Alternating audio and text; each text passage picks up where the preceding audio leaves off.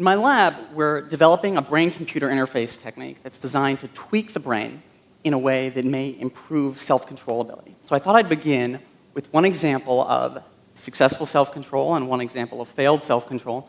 We'll start with self-control failure here.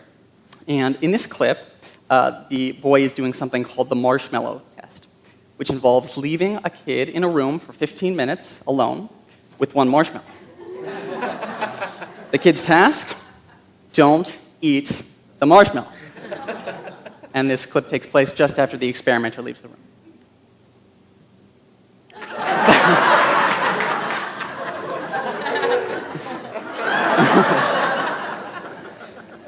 Okay.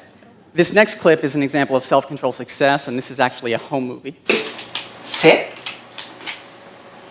Now wait.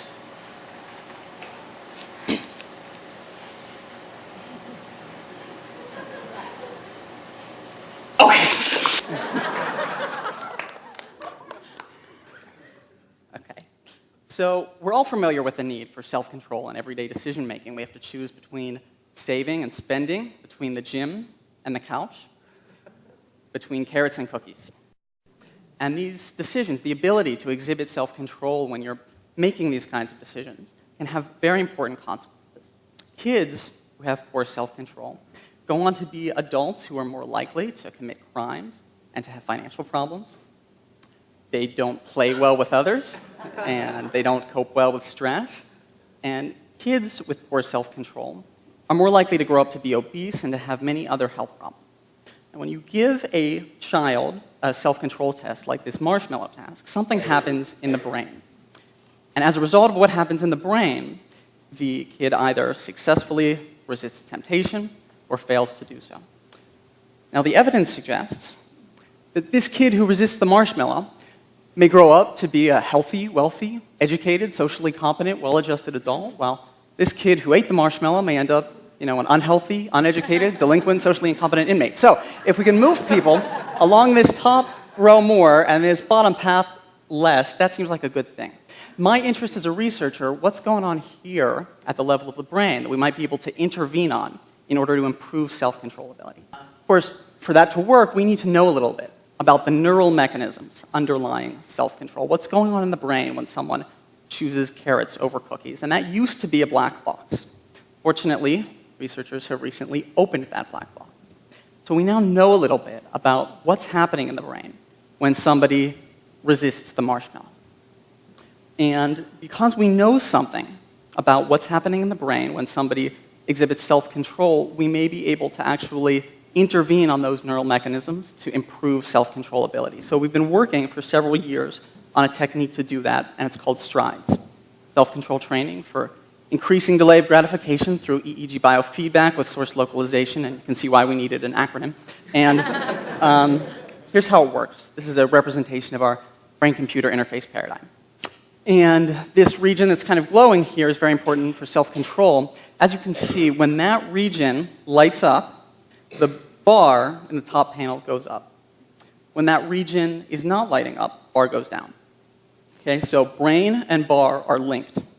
What we do is we bring people into our lab, and we hook them up to an EEG machine, so they've got electrodes all over the scalp. We use that to monitor brain activity in the regions shown as well as other regions. And then we show people that bar in front of them on a monitor going up and down. So they're getting information about what's happening in their own brain in real time. And then we say to people, make the bar go up. So notice what's going on in your mind. What are you thinking? What are you feeling when the bar goes up? And whatever it is that makes the bar go up, do more of that. And through trial and error and operant conditioning, people learn to do it. Now, when they're learning to make the bar go up, they're really learning to make that region of the brain light up. And if they're better at making that brain region light up, they may have better self-control ability.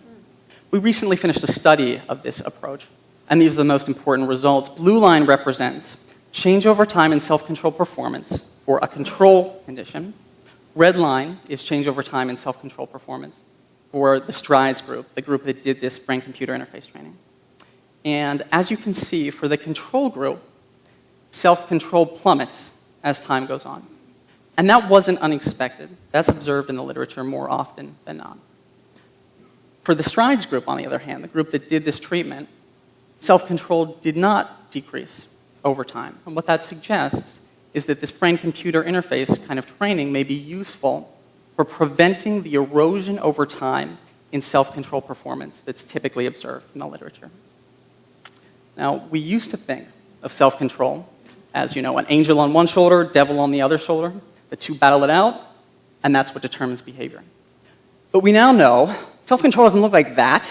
Self-control looks like that. So self-control is not a magical, metaphysical phenomenon. Self-control is a tangible, physiological process that we should be able to intervene on.